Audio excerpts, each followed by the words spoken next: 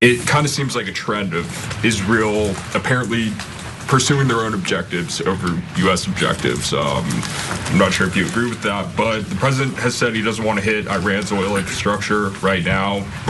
As you said, the U.S. avoided this on Park Island. Oil's nearing $120. Why are we helping Israel prosecute this war if they're going to pursue their own objectives? We hold the cards. We have objectives. Those objectives are clear. We have allies pursuing objectives as well. And the truth speaks for itself. I mean, President Trump was very clear about that. Iran has weaponized energy for decades. Israel clearly sent a warning, and POTUS has made it clear, very clear.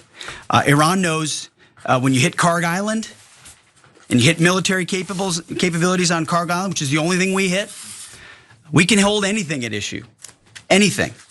The United States military controls the fate of that country. Watching his press conferences might be one of the most embarrassing things I personally feel that I've had to go through as a citizen of this country.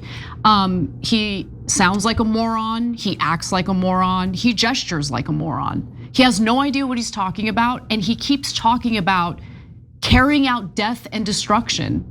This is not a professional, okay? This is a former Fox News weekend host and a drunk.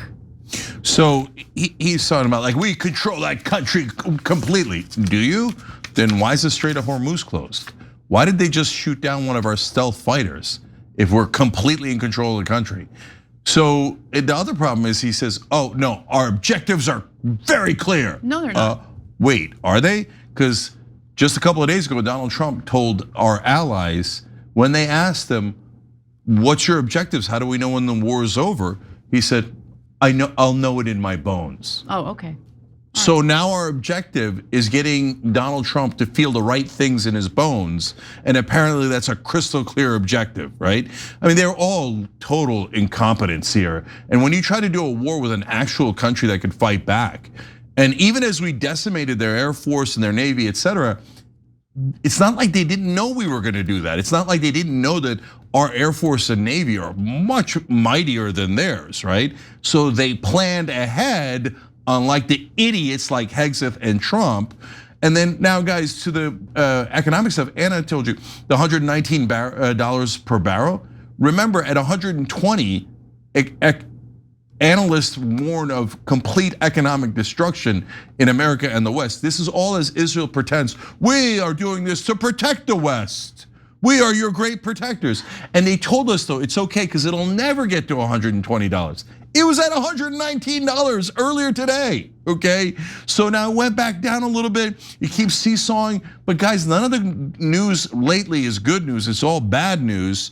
So this is disaster. And to Anna's point about we think the pilot's safe, but does the American government lie all the time? Does it cover things up? So for example, there's 13 Americans killed, 150 wounded.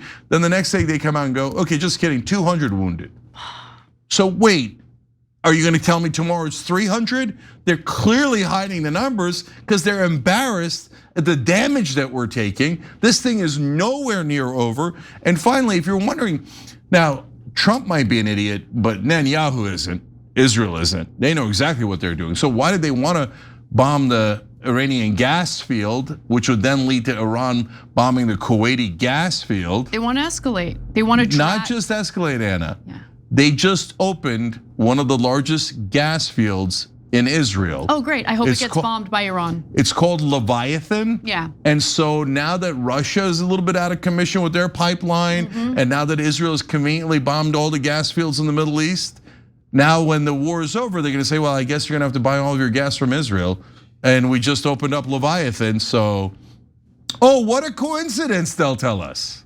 Every time you ring the bell below, an angel gets his wings.